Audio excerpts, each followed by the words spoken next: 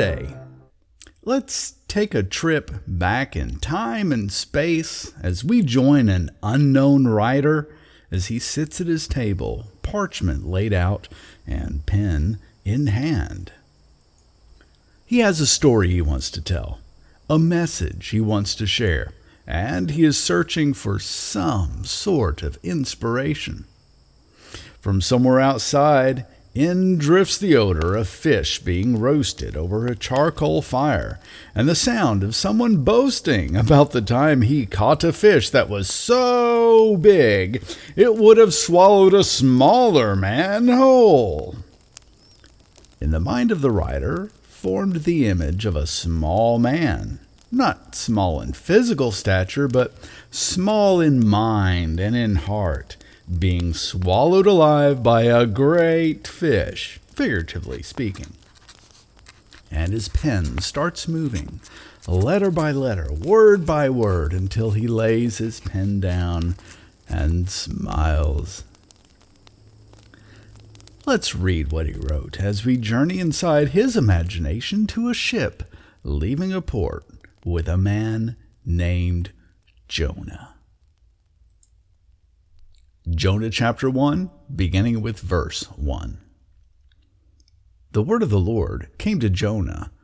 Go to the great city of Nineveh and preach against it, because its wickedness has come up before me. But Jonah ran away from the Lord and headed for Tarshish. He went down to Joppa, where he found a ship bound for that port. After paying the fare, he went aboard and sailed for Tarshish to flee from the Lord. Then the Lord sent a great wind on the sea, and such a violent storm arose that the ship threatened to break up. All the sailors were afraid, and each one cried out to his own God. And they threw the cargo into the sea to lighten the ship. But Jonah had gone below deck, where he lay down and fell into a deep sleep. The captain went to him and said, How can you sleep? Get up and call on your God. Maybe he will take notice of us so that we will not perish. Then the sailors said to each other, Come, let us cast lots to find out who is responsible for this calamity. They cast lots, and the lot fell on Jonah. So they asked him, Tell us, who is responsible for making all this trouble for us? What kind of work do you do? Where do you come from? What is your country? From what people are you? He answered, I am a Hebrew, and I worship the Lord, the God of heaven, who made the sea and the dry land. This terrified them, and they asked, What have you done? They knew he was running away from the Lord because he had already told them so. The sea was getting rougher and rougher, so they asked him, What should we do to you to make the sea calm down for us? Pick me up and throw me into the sea, he replied, and it will become calm. I know that it is my fault that this great storm has come upon you. Instead, the men did their best to row back to land, but they could not, for the sea grew even wilder than before. Then they cried out to the Lord, Please, Lord, do not let us die for taking this man's life. Do not hold us accountable for killing an innocent man, for you, Lord, have done as you pleased. Then they took Jonah and threw him overboard, and the raging sea grew calm. At this time the men greatly feared the Lord, and they offered a sacrifice to the Lord and made vows to him.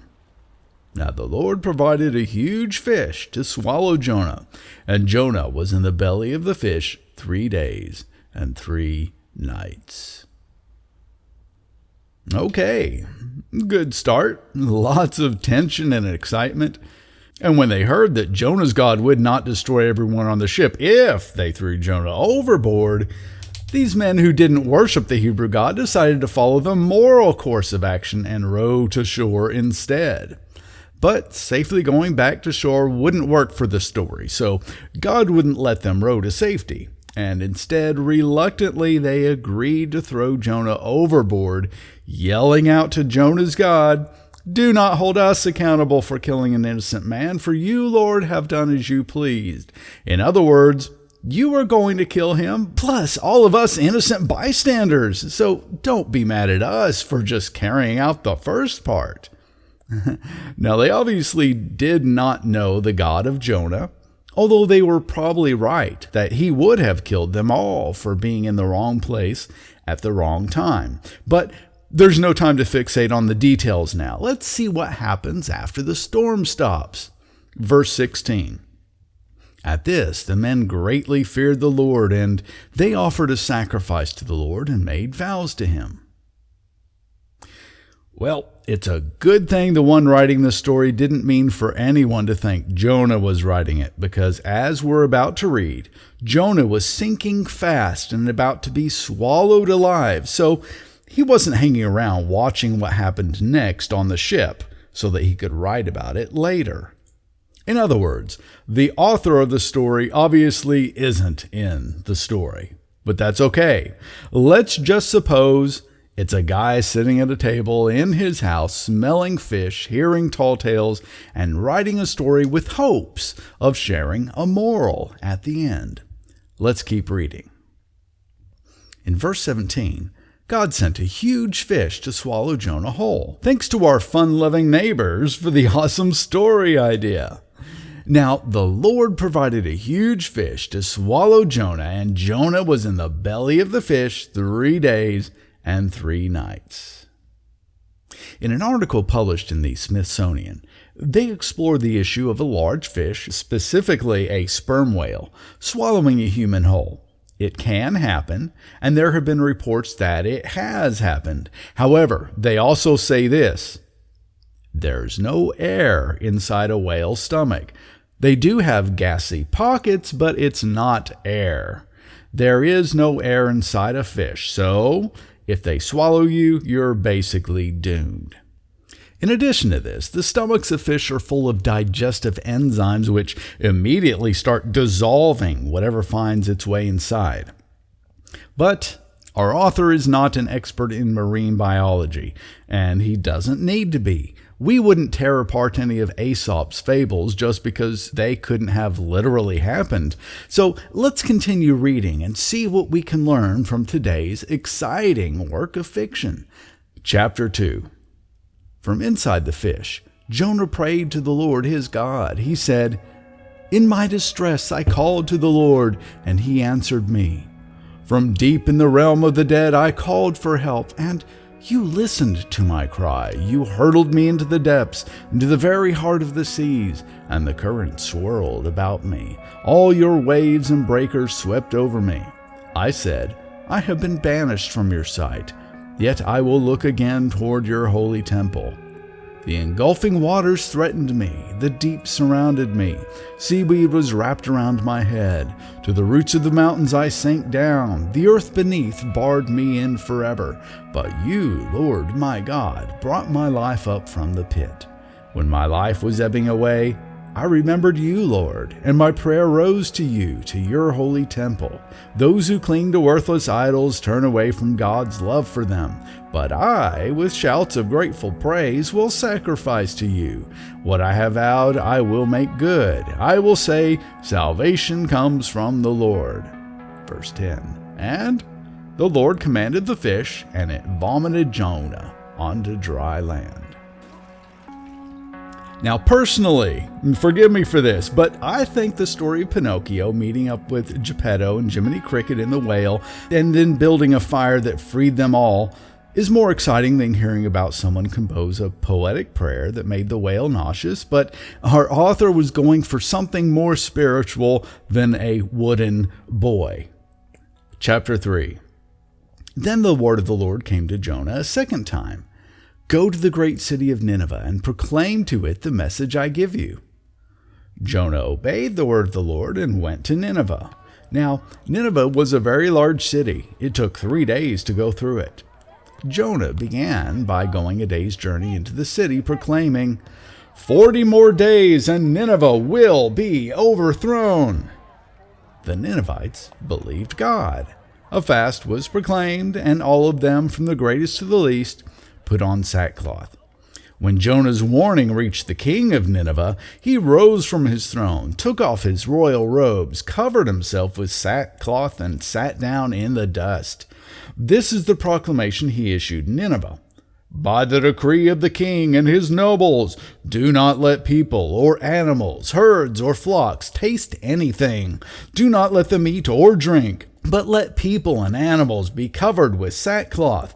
Let everyone call urgently on God. Let them give up their evil ways and their violence. Who knows? God may yet relent, and with compassion turn from his fierce anger so that we will not perish.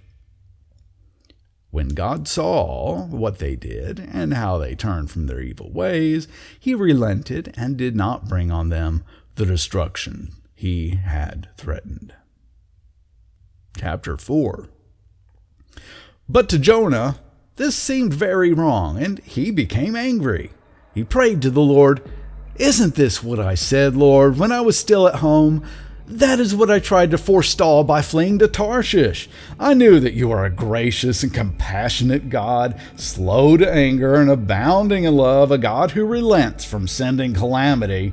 Now, Lord, take away my life, for it is better for me to die than to live."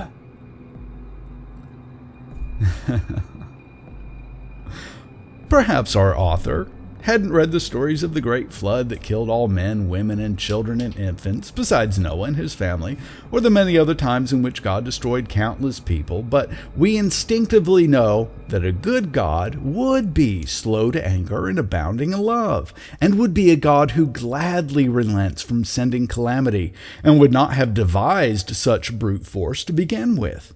So, our lead character's assessment of the God of the Bible is a welcome departure and almost a breath of fresh air, especially after being in a big, gassy fish for half a week. Verse 4, "But the Lord replied, 'Is it right for you to be angry?'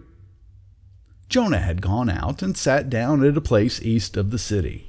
There he made himself a shelter, sat in its shade, and waited to see what would happen to the city. Then the Lord God provided a leafy plant and made it grow up over Jonah to give shade for his head, to ease his discomfort. And Jonah was very happy about the plant. But at dawn the next day, God provided a worm which chewed the plant so it withered. When the sun rose, God provided a scorching east wind, and the sun blazed on Jonah's head so that he grew faint. He wanted to die, and he said, 'It would be better for me to die than to live.' But God said to Jonah, 'Is it right for you to be angry about the plant?' 'It is,' he said, 'and I'm so angry I wish I were dead.' But the Lord said, 'You have been concerned about this plant, though you did not tend it or make it grow. It sprang up overnight and died overnight. And should I not have concern for the great city of Nineveh, in which there are more than 120,000 people who cannot tell their right hand from their left, and also many animals?'" The end.